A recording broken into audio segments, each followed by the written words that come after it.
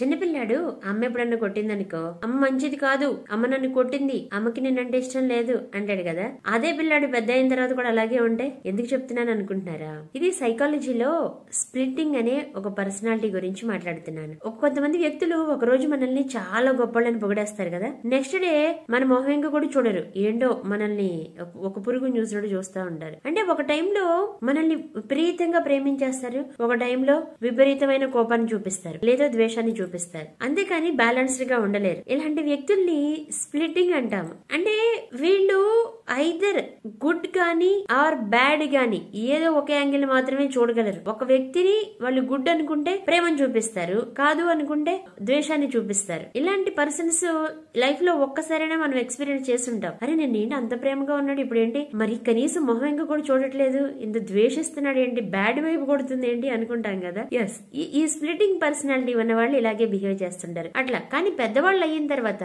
మనలోనూ ఇతరుల్లో ఉన్న పాజిటివ్ ని నెగిటివ్ ని చూసే విధంగా ఉండాలి. అలా లేదు అంటే గనక ఈ స్ప్లిటింగ్ పర్సనాలిటీలో ఉన్నట్లు అర్థం అన్నమాట. దీనికోసం డైలెక్చువల్ బిహేవియర్ థెరపీ చాలా చక్కగా ఉపయోగపడుతుంది. ఈ థెరపీ వల్ల వాళ్ళు వాస్తవాన్ని చూడడము, రెండు ఎమోషన్స్ ని బ్యాలెన్స్ చేయడం. అంటే ప్రతి వ్యక్తిలోనూ మంచి ఉంటుంది, చెడు ఉంటుంది. మంచిని చెడుని మిక్స్ చేసి చూడగలిగే విధంగా, అంటే బ్లాక్ అండ్ వైట్ మాత్రమే చూస్తూ, అయితే బ్లాక్ లేదంటే వైట్, తెలుపుని కానీ నలుపుని కానీ ఏదో ఒక యాంగిల్ నే చూస్తుంటారు వీళ్ళు. మధ్యలో ఉన్న గ్రే ని చూడరు. అంటే బ్లాక్ వైట్ కలిసి గ్రే కలర్ ఒకటి మిక్స్ అవుతుంది కదా, ఆ గ్రే ని చూడలేరు. ఎప్పుడైతే ఆ మిక్స్డ్ ఎమోషన్స్ ని వీళ్ళు చూడగలుగుతారో, ఎమోషన్స్ ని ఎక్స్పీరియన్స్ చేయగలుగుతారో, అప్పుడు ఈ ప్రాబ్లం నుంచి బయటకు వచ్చినట్లే. లేకపోతే వీళ్ళు మనుషుల్ని ఏదో ఒక విధంగానే గుడ్ గా కానీ బ్యాడ్ గా కానీ అర్థం చేసుకుంటూ ఉంటారు. వీళ్ళతో కలిసి జీవించడం కొంచెం కష్టంగానే ఉంటది. అలాంటి ఇబ్బంది కనుక ఉండుంటే, ముఖ్యంగా ఎవరైతే విక్టిమ్ ఉన్నారో, ఎవరైతే బాధపడుతున్నారో ఇలాంటి పర్సనాలిటీ వల్ల, వాళ్ళని దగ్గరలో ఉన్న సైకాలజిస్ట్ కి చూపించడం వల్ల వాళ్ళు